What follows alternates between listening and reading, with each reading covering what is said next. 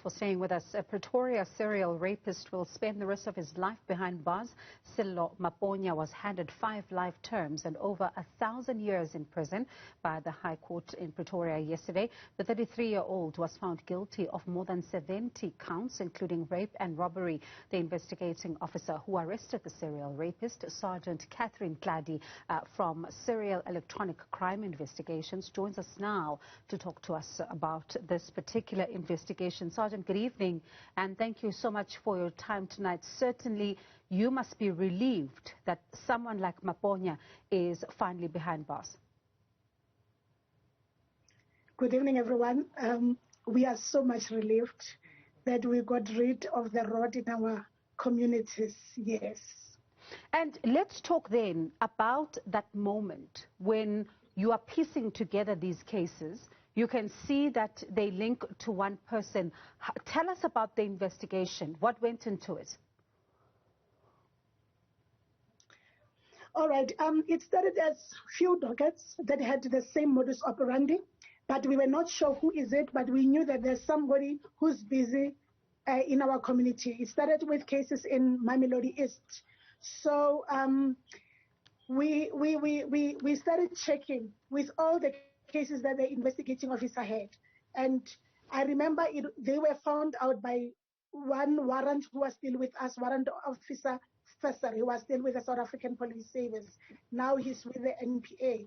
So after we had found that out, we spoke to our commanders to say there's cases more than 8 with the same modus operandi. And it's an ongoing serial. So what worried us was this man was busy going on raping, robbing, and assaulting people. So at that time, it was only the modus operandi that we had. So we involved the people of investigative psychology, whereby while we are still trying to, to link all these cases, we found that even in Atteridgeville, there's other cases. So there was a cell phone that was stolen from one of the victims. So on the 20th of March, 2019, Warrant Officer Fesser, Mokwena, and Mokwebo, they took, this cell phone and they went to, somewhere in Pretoria, whereby they were studying because they had applied for Section 205. So upon the investigation, they found the phone with a girlfriend. Is the girlfriend to Sello Maponya. So when they found the girlfriend, they asked the girlfriend, where is the person who gave you this phone? And that's when she led them to Sello Maponya. And after being arrested, because that time we only had the cell phone. We did not have any other linkage with all these cases. Then 2 buccal swabs were taken. And they were sent to Forensic Science Laboratory, where a comparison had to be made. And upon confirmation that his DNA matched with over 28 cases, then as they continued to investigate and compare the data they had as FSL, they confirmed that, yes, indeed, this is the guy. So from 28 cases, it went up to 56 cases. Then we knew that we had the right guy. So investigation continued. Then we started going to inform all the victims that this is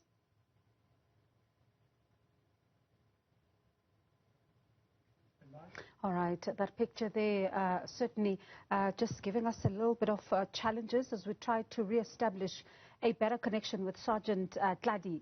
Certainly just talking to us about how it came about that they were able to link Maponya to these particular cases. Sello Abraham Maponya, certainly, shocking, cases that we then heard about when we were really listening to the Pretoria High Court yesterday. Certainly, Judge Papi Masopa not mincing his words when he was handing down a hefty sentence to Maponya, who certainly did not even show remorse. That's what the state was saying. And even Masopa going as far as, if I can even take from what he said yesterday, saying that he's condemning evil to an eternity behind bars and saying that Maponya was hell-bent bent on infringing on society's most vulnerable and their right to dignity as well as security. And it's someone like Sergeant Catherine Tladi then who would have then been able to piece together what was going on here. And you would have heard then a little earlier on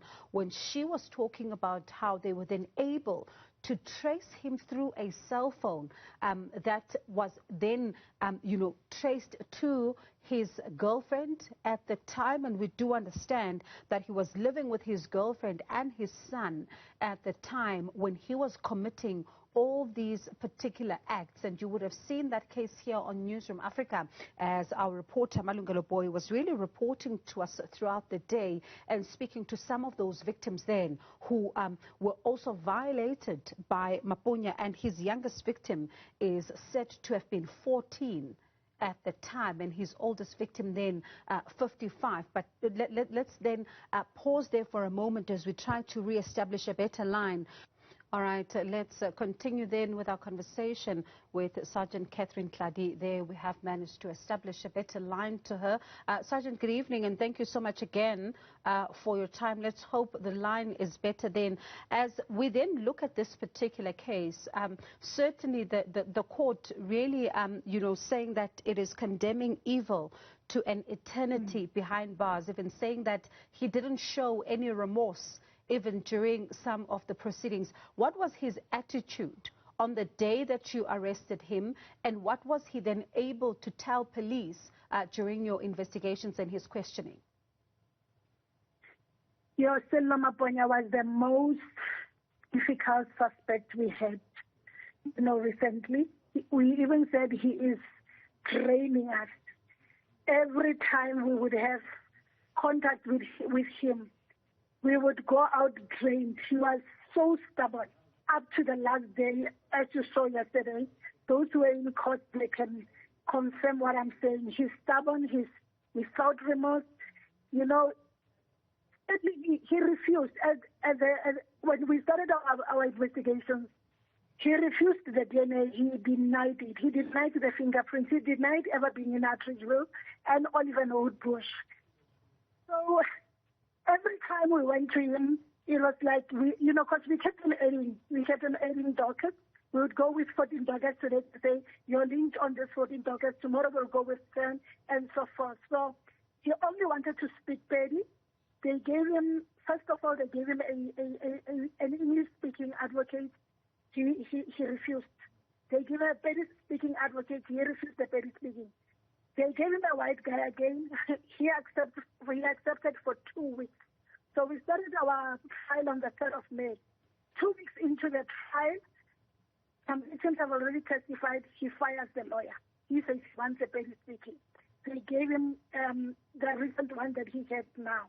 That's when we could, go on, and then he pleaded guilty after, almost 3 weeks into the trial. So he was the most difficult suspect, and sometimes we thought there's something wrong in his mind because he was not cooperating.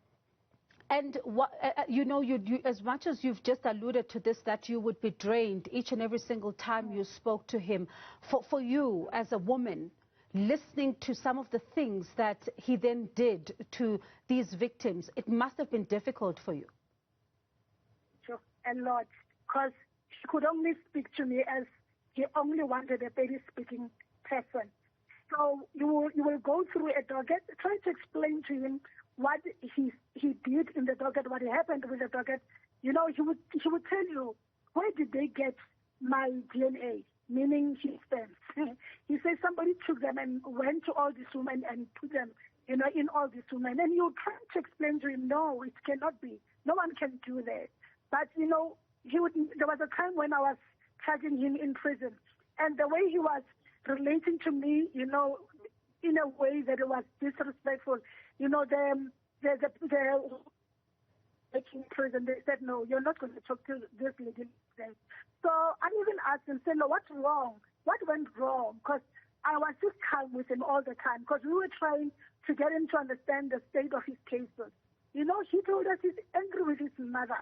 He told us, I don't want to talk to women. And I said, but You will live amongst women. How come you hate everybody? What did your mother do? You know, so he doesn't want to talk. Even the judge asked him, he doesn't want to say what is it that happened to him, what made him to do all these things. But yes, he's a very disrespectful man. He cannot live amongst our community. All right. Thank you so much for your time, Sergeant Tladi. Certainly, great work that you and the team have done to put behind bars someone who was really terrorizing these communities in this way. And certainly we commend you and your team tonight here on Newsroom Africa. That was the investigating officer who arrested the serial rapist Sello Maponya there, as you would have heard, just describing the difficulties that police had with this particular case.